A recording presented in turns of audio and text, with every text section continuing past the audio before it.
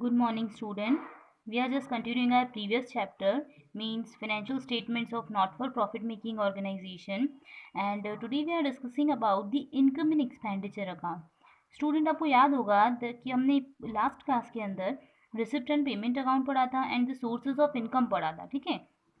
And now we are going to discuss about the income and expenditure account.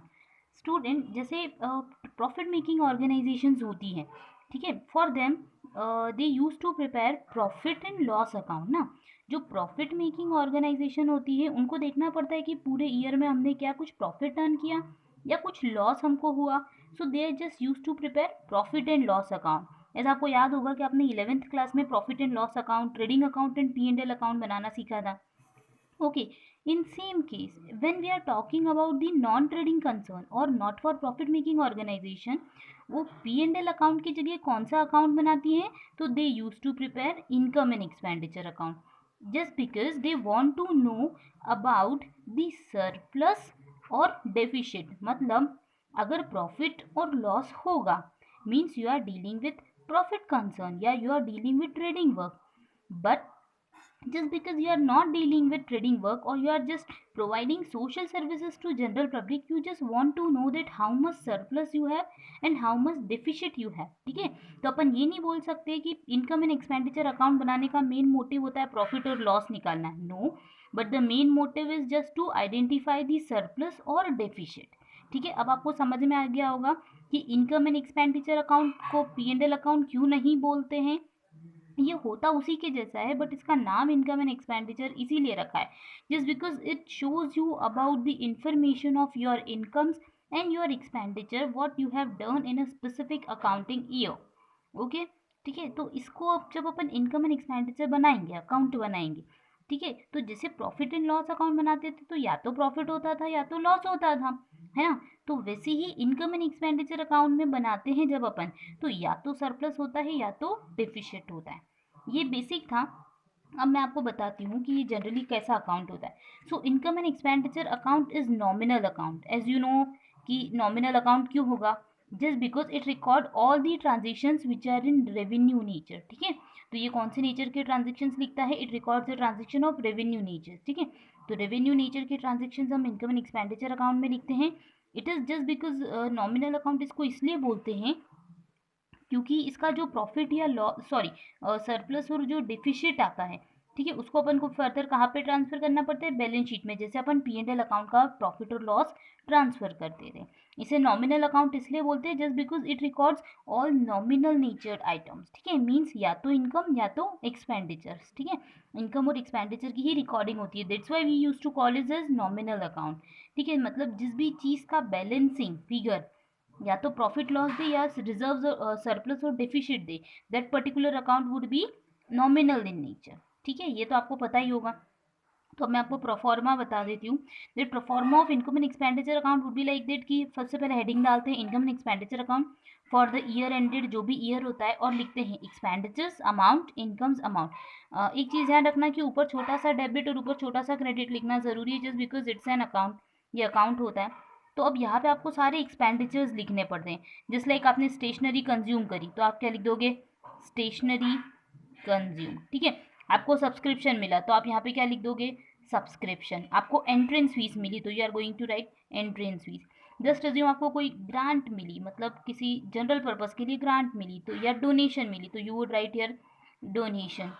आपने किसी को salary pay की तो you are going to write salary here. Means all expenses would be recorded on debit side and all incomes would be recorded on credit side. Okay, then we have to do balancing. आपको पता है balancing करनी पड़ेगी. Balancing करनी पड़ेगी means you have to make casting of credit side. Means casting मतलब होता है टोटलिंग.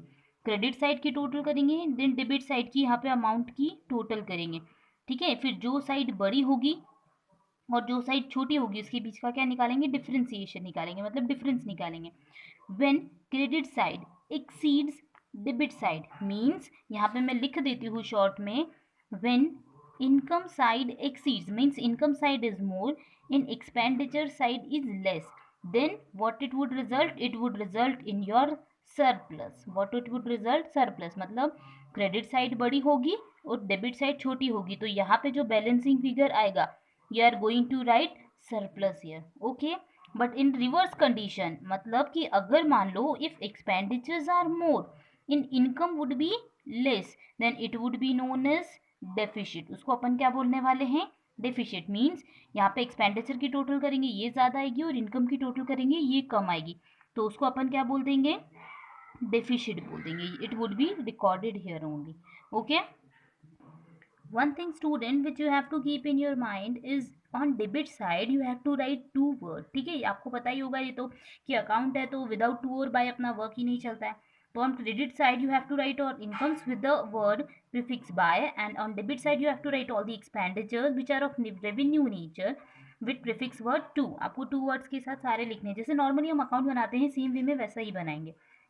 और आपको ये सरप्लस और डिफिशिट पता पड़ गया। नेक्स्ट इज दैट कि it is just like a P&L account, so the balance of profit and loss would be transfer to capital account in case of trading concern. ठीक है, but when we are talking about the non trading concern, then whatever would be the surplus और deficit it would always be transfer to balance sheet. मतलब surplus जो होगा वो plus हो जाएगा capital में, सीधे सीधे आपका जो कैपिटल फंड है वो क्या हो जाएगा, इंक्रीज हो जाएगा। Surplus would just like profit, अपन ये समझने के लिए बोल सकते हैं। ठीक है, and deficit would be loss. ठीक है, तो इससे कैपिटल फंड क्या हो जाएगा, रिड्यूस हो जाएगा। आई होप ये चीज़ आपको समझ में आ गई होगी। अब अपन एक सिंपल सा कैलकुलेशन सीखते हैं। ठीक है, कैलकुलेशन जो होगा वो सब्सक्रिप्शन का कैलकुलेशन होगा, मटेरियल कंज्यूम का होगा, या फिर डोनेशन अगर किसी ने दी है, स्पेसिफिक पर्पज ग्रांट दी है तो उसका क्या कैलकुलेशन होगा। Means what accounting treatment you have to do in a particular expenditure और income and what would amount you get. ठीक है, आपको कितना अमाउंट लिखना है, किस जगह पे लिखना है, इसके बारे में मैं आपको अब बताना स्टार्ट करती हूँ। बट स्टूडेंट उसके पहले मैं आपको एक बेसिक चीज़ें बता देती हूँ, जैसे एक मैं यहाँ पे नोट डाउन कर देती हूँ, आपको ध्यान होगा। That income and expenditure account जो होता है उसके कुछ फीचर्स वगैरह अपन पढ़ लेते हैं। As we discuss it that it is a nominal account. ठीक है, और हमने ये पढ़ा है कि all expenditure would be recorded on debit side and all incomes would be recorded on credit side. Then we study that all revenue nature item would be recorded. अब next चीज़ जो है वो बहुत इंपॉर्टेंट है। Means all the transactions which are related to current year would be recorded here only। मतलब अब अपन को क्या समझ में आया कि जो भी करंट ईयर के ट्रांजेक्शन है हमें वही इस अकाउंट में लिखना है। मतलब if any transaction which is related to next year would not be recorded here, as well as if there is any transaction which is related to previous year it would also not be recorded here। मतलब हमको सिर्फ current year के transactions लिखने हैं। अब आपके मन में क्वेश्चन आया होगा, ठीक है, जस्ट अज्यूम आपने सैलरी पे करी, हम एक एक्सपेंसेस ले लेते हैं। जस्ट अज्यूम आपने क्या करा, सैलरी पे की। अब आप क्या बात कर रहे हो, हम 2020 की बात कर रहे हैं, अभी 20 चल रहा है ना, 2020। तो हमको ट्रांजेक्शन, हमको सैलरी कौन से ईयर की लिखनी है, 2020 की लिखनी है सैलरी, यस और नो।